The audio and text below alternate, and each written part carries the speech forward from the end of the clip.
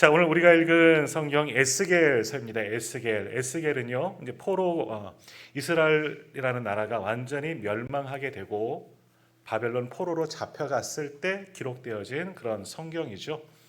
오늘 말씀을 기록한 에스겔 선지자도 기원전 597년 바벨론으로 포로로 잡혀갔던 그런 청년이었습니다.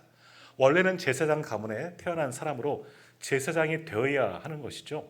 제사장은 보통 한 30세부터 제사장의 사역을 감당하는데 25살에 바벨론 2차 포로 때 이 에스겔도 함께 바벨론으로 잡혀가게 됩니다. 그러니 앞으로 이제 제사장, 뭐 요즘으로 조금 의역한다면 목회자가 되는 거예요.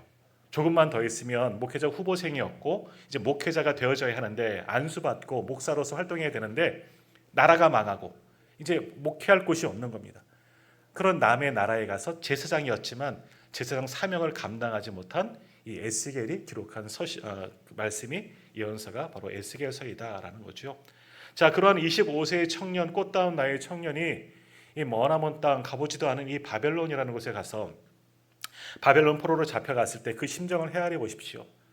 평생을 제사장 가문에서 아버지도 제사장, 그 할아버지도 제사장 가문에서 나와서 앞으로 제사장이 될 준비만 하다가 그러나 그 제사장의 꿈을 잊어버리고 이룰 수 없고 먼 타 지역까지 가서 아무것도 할 수 없는 포로 생활을 하게 되는 거죠. 그 청년에게 25세의 에스겔이라는 그 청년에게 무슨 꿈이 있고 무슨 희망이 있었겠습니까?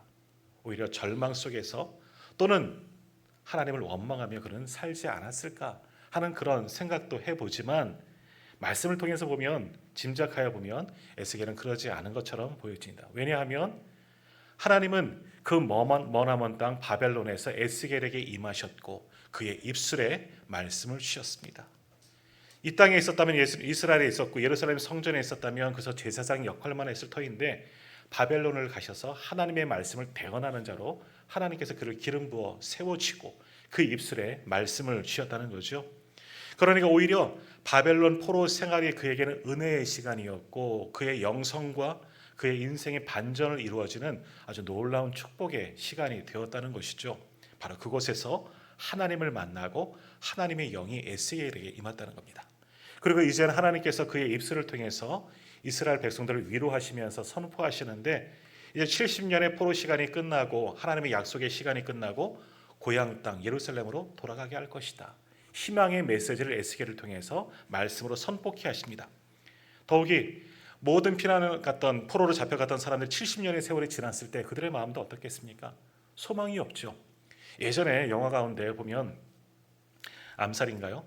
이정재라는 배우가 변절하면서 그런 이야기 했잖아요. 우리가 독립할 줄 어떻게 알았냐고. 원래 독립군이었다가 나라를 위해서 그런 독립군에 가담해서 헌신하다가 변절한 겁니다. 왜? 독립할 기미가 안 보였기 때문에. 얼마나 많은 사람이 그때 그렇게 변절하겠습니까? 이스라엘 백성들도 마찬가지였을 거예요. 처음에는 하나님께 죄를 자복하고 회개하면 하나님께서 예전처럼 우리를 회복시켜 주시겠지. 그러나 그 세월이 70년의 세월이 지나갔을 때 두 세대가 지나간 거잖아요. 우리로 말하면 얼마나 절망하고 낙담하고 하나님이 완전히 우리를 버리셨구나. 아무런 소망이 없었을 거예요. 바로 그런 상황 가운데 하나님은 여러 명의 선지자를 보내주셔서 이스라엘을 위로하시고 회복의 말씀을 선포하십니다. 그 가운데 하나가 바로 에스겔 선지자입니다. 더욱이 에스겔은 환상의 선지자라고 이야기를 하죠. 여러 가지 환상을 보여주시면서 하나님의 마음이 어떠한지 앞으로 보여질 하나님의 나라가 어떠한지를 에스겔을 통해서 선포하게 하십니다. 그 말씀을 선포하면서 그 말씀을 듣는 이스라엘 백성들에게 얼마나 희망이 솟아났을까요? 70년 동안 절망 가운데 살다가 에스겔을 통해서 주시는 하나님의 말씀, 너에게 땅을 주겠다. 뭡니까? 예전에 이스라엘 출애굽한 이스라엘 백성들에게 가나안 땅을 주신 것과 같이 그 땅, 조상들에게 주셨던 그 땅을 너에게 다시금 주시겠다. 그 말씀을 받았을 때 이스라엘 백성들에게 다시금 희망이 솟구치는 겁니다. 아, 하나님이 우리를 버리지 아니하셨구나. 하나님이 곧 우리를 회복시켜 주시겠구나. 그런 소망을 가지고 에스겔의 말씀을 듣게 되었다는 거죠. 더욱이 땅을 주시겠다는 말씀은 뭐겠습니까? 우리를 이 포로의 생활에서 해방시키셔서 구원하셔서 다시금 우리의 나라 이스라엘로 돌아가게 만드시겠구나. 내가 살던 그 고향 땅으로 돌아가게 하시겠구나. 회복과 희망을 에스겔은 선포하며 노래했죠. 그러니 그들의 마음이, 그 말씀을 듣는 이스라엘 백성들의 마음이 얼마나 기뻤겠습니까? 근데 하나님은 그렇게 말씀을 전하시면서 그러나 앞으로 살아갈 그 땅은 어떠한 것이냐, 예전과는 다르다. 하나님의 성전이 중심이 되어야 한다. 그리고 내가 거기에 너희와 함께 있겠다. 여호와 삼마의 하나님이 되겠다 말씀하셨습니다. 오늘 읽지는 않았지만 우리 말씀을 한번 같이 읽어보도록 하겠습니다. 조금 올라가셔서 에스겔 48장 8절 말씀을 한번 같이 읽어보도록 할까요? 자, 8절 말씀, 우리 에스겔 48장 8절 같이 읽겠습니다. 유다 경계선 다음으로 동쪽에서 서쪽까지는 너희가 예물로 드릴 땅이라.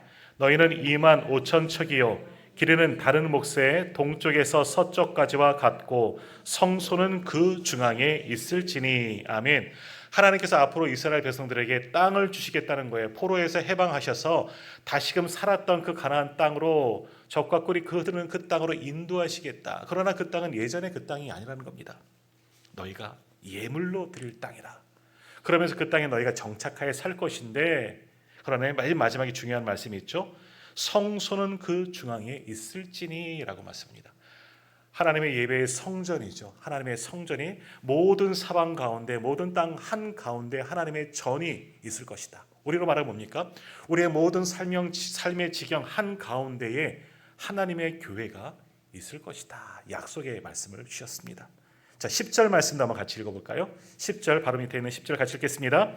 이 드리는 거룩한 땅은 제사장에게 돌릴지니 북쪽으로 길이가 2만 5천 척이요 서쪽으로 너비는 만 척이요 동쪽으로 너비가 만 척이요 남쪽으로 길이가 2만 5천 척이라. 그 중앙에 여호와의 성소가 있게 하고. 아멘. 백성들의 땅과 제사장의 땅을 구별합니다. 백성들의 땅은 더 넓게 있다면 그 안에 제사장의 땅들이 있고, 그 가장 결국 모든 땅 제일 가운데 무엇이 있다? 여호와의 성소가 있게 하겠다. 하나님 말씀하십니다. 이건 뭐겠습니까? 그저 지리적으로 모든 영토 가운데 가장 지리적인 한 가운데 하나님의 성전을 만들어라, 이 말씀이기도 하지만 그거보다 더 큰 의미는 뭐겠습니까? 이제 너희가 포로에서 해방되어서 구원의 은총을 받거든 너희 땅으로 다시금 돌아가게 되거든 너희 중심에, 너희 심령의 중심에 하나님의 성전을 세우라라고 말씀하는 겁니다. 자, 지금 이스라엘 백성들이 왜 포로 생활하고 있습니까? 무엇 때문에? 그들의 죄로 말미암아서이죠. 우리가 오후 예배 때 사사기를 보는 것처럼 이스라엘 백성들 뿐만이 아니라 우리도 마찬가지긴 하지만 끊임없이 하나님 앞에 죄를 범합니다. 죄가 뭡니까? 나쁜 짓을 하는 게 죄가 아닙니다. 물론 그것도 죄이지만 죄란 뭐겠습니까? 하나님을 섬기지 않는 것이 죄입니다. 하나님께 예배하지 아니하고 헛된 우상 앞에 머리를 숙이는 것이 죄입니다. 그 모든 죄 때문에 이스라엘이 멸망하게 됩니다. 에스겔 앞부분을 보면요, 예루살렘의 성전이 있습니다. 예루살렘 성전이 있지요. 멸망하던 그 순간까지도 이스라엘은 하나님의 성전에서 예배합니다. 그러나 망했습니다. 이상하지 않습니까? 하나님의 성전에서 예배하는데 하나님은 그들을 버리시고 그들이 망하게 하셨습니다. 왜 그랬을까? 그들의 예배가 올바른 예배가 아니었기 때문입니다. 그동안의 예배는 어떤 예배였느냐? 형식에 지난 예배밖에 되지 않습니다. 또한 하나님의 집에 하나님께도 예배하지만 어떤 예배가 있었느냐? 우상 앞에 드리는 예배가 있었다는 거예요. 예루살렘 성전 안에도 우상이 있었다는 겁니다. 이 신에게도 예배드리고 저 신에게도 예배드리고 하나님께도 예배드렸다는 거죠. 왜 그랬을까요? 복 받으려고. 하나님께 예배드리면 하나님께서 복 주시겠지.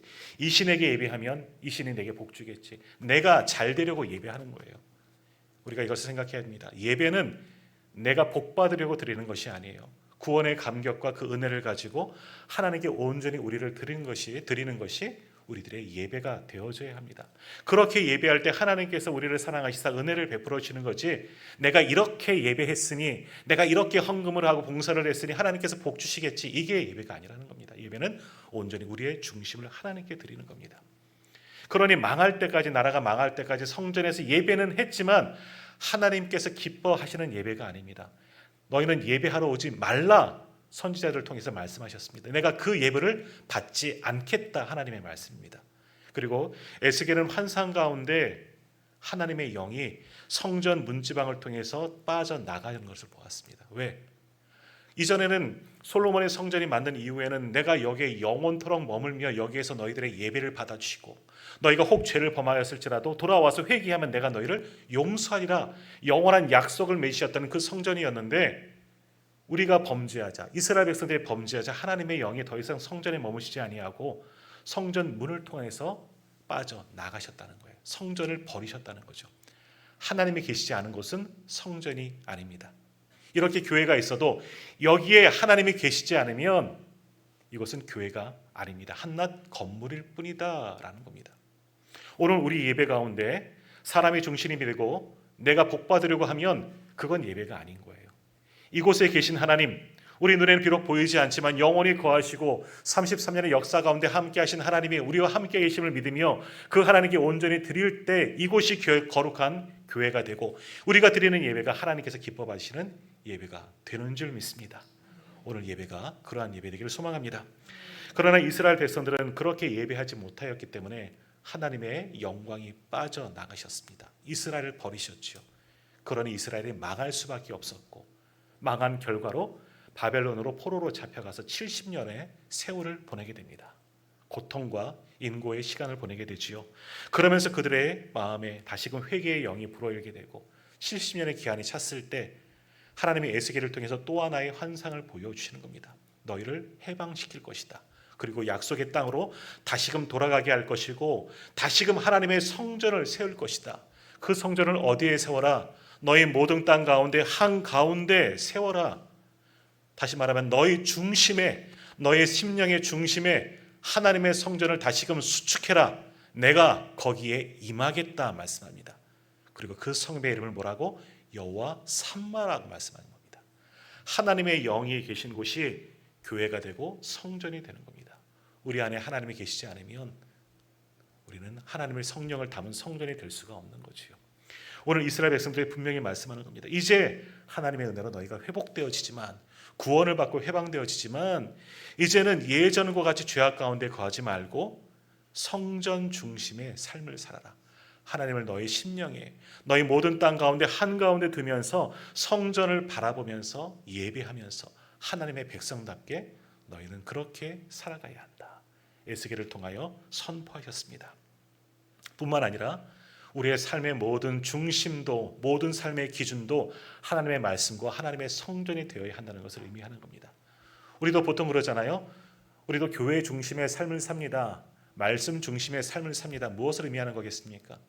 항상 교회를 가까이 하고 예배드리기를 즐거워하고 하나님의 말씀을 듣고 묵상하고 기도하고 찬양하는 것을 늘 생활화한다 하는 그런 말씀이죠. 내 삶의 자리에서도, 교회를 떠난 교회 밖 내 삶의 공간에서도 하나님을 내 안에 모신 채로 살아가겠다 하는 것이 성전 중심의 삶을 산다, 교회 중심의 삶을 산다 하는 그런 이야기예요. 교회 가까이 산다 하는 의미도 있습니다. 그래서 예전 어르신들은, 믿음의 선배들은 교회 근처에서 살려고 그렇게 애쓰고 했던 것 아니겠습니까? 그러진 않더라도 오늘 주신 말씀과 같이 오늘 우리도 성전 중심의 삶을 사는 성도들이 다 되시기를 바랍니다. 더욱이 주께서 세우신 이곳, 여호와 삼마 하나님이 임재하신 이곳에서 함께 예배하며 함께 교제하며 영원히 우리 가운데 거하신 하나님과 더불어 함께 살아갈 수 있고 함께 신앙생활할 수 있는 우리 오늘의 교회 모든 분들 되기를 간절히 소망합니다. 자, 오늘 본문 다시 한번 보시면은요, 우리가 읽은 말씀 가운데 보면 30절 이후에 보면 이런 말씀이 있습니다.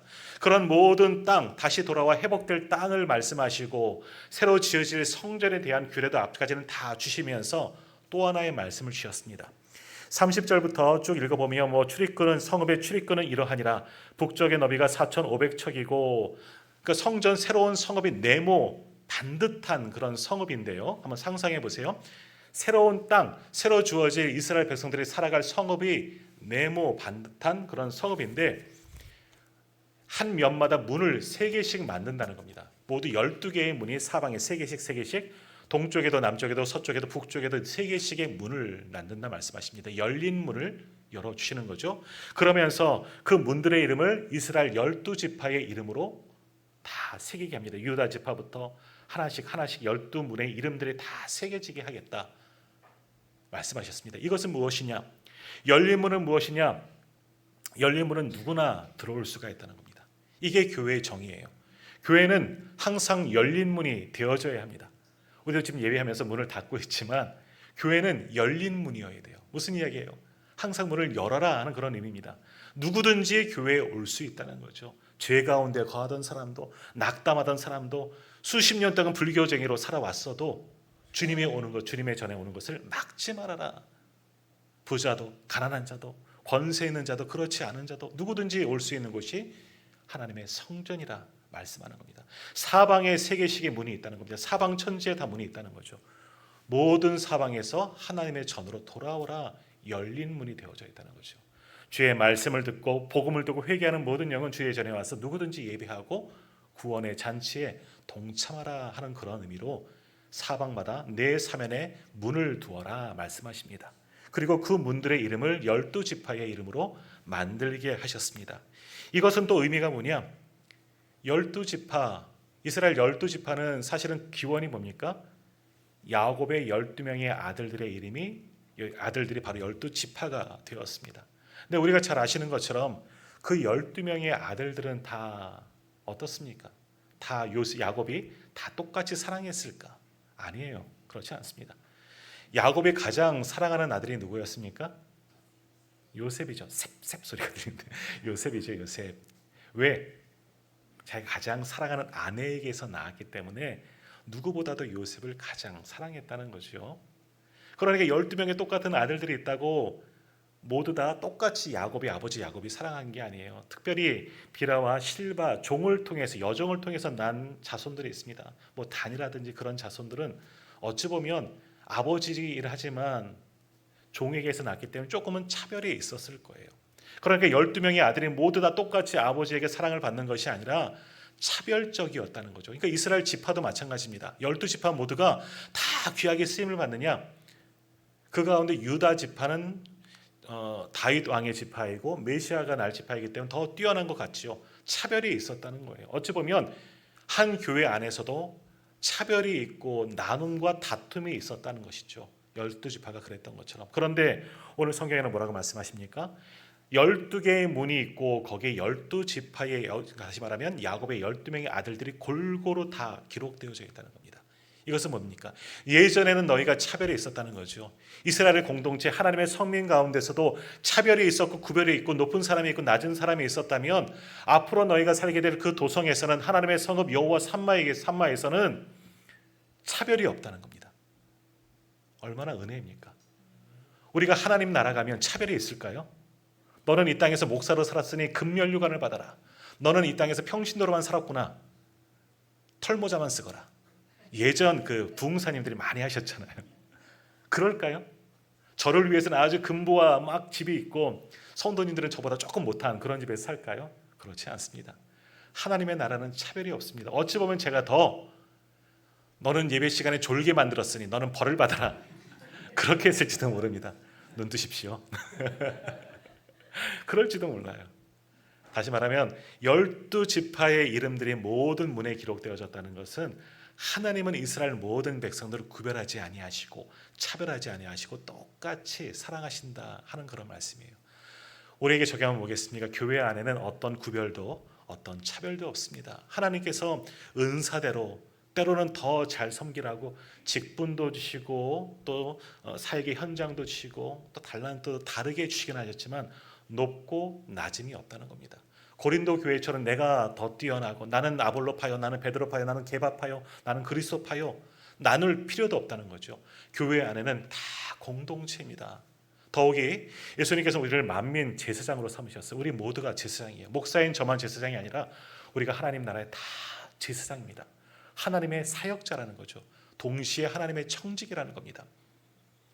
우리 직분자들을 일하는 것이 아니라 모든 성도들이 주의 전에서 함께 동역하고 함께 교회를 세워나가야 한다.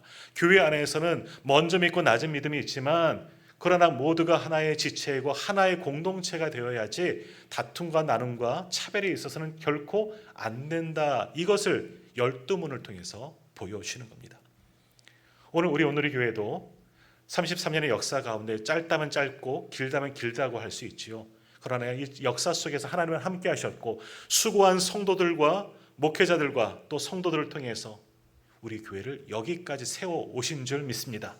이제 33주년 이후에도 이제 우리 교회는 목회자와 우리 모든 성도들이 함께 동역하여 또 다른 교회를 세워나가기를 함께 소망합니다. 차별 없이, 구별 없이, 먼저 되고 나중됨이 다 없이 함께 똑같은 지체로서 우리 교회 구성원으로서 귀한 교회를 세워가라. 오늘 성경은 우리에게 말씀하십니다. 바로 얼마 전 등록한 교우도 마찬가지예요. 나는 이제 믿었으니 언제 교회를 섬길 수 있을까? 아니요. 지금부터 하시면 되는 거죠. 같이 이 아름다운 교회를 세워나가서 하나님께서 원하는 교회를 만들어 나가는 우리 모든 성도님들 다 되기를 간절히 소망합니다. 바로 그러한 성전에 바로 여호와 삼마의 하나님이 임재하여 계신 줄 믿습니다. 오늘 예배하는 이 성전 가운데도 여호와의 삼마의 하나님이 긴명히 거하시고 우리가 드리는 이 예배와 찬양과 기도를 그리고 예물과 헌신을 연락하여 주시는 줄로 믿습니다. 여호와 삼마의 하나님은 지난 33년 동안 분명히 우리와 함께 하셨고 주님 오실 그날까지도 우리 교회와 우리 성도들과도 함께하여 주실 줄 믿습니다. 더욱이 또한 나도 여호와 삼마의 하나님이 거하시는 성전이 되어야 합니다. 우리의 모든 성도님도 고린도서 3장 16절의 말씀처럼 성령의 전이 되시기를 주님의 이름으로 축복합니다. 내가 있는 바로 그곳이 내 삶의 현장이 성전이 되어 있어야 하는 거죠. 바로 그것이 여호와 삼마의 하나님이 계신 곳으로 만들어 가야 합니다. 그렇게 쓰임받는 우리 오늘의 교회, 그렇게 쓰임받는 저와 우리 모든 성도님들 다 되시기를 주님의 이름으로 축복합니다. 기도하겠습니다.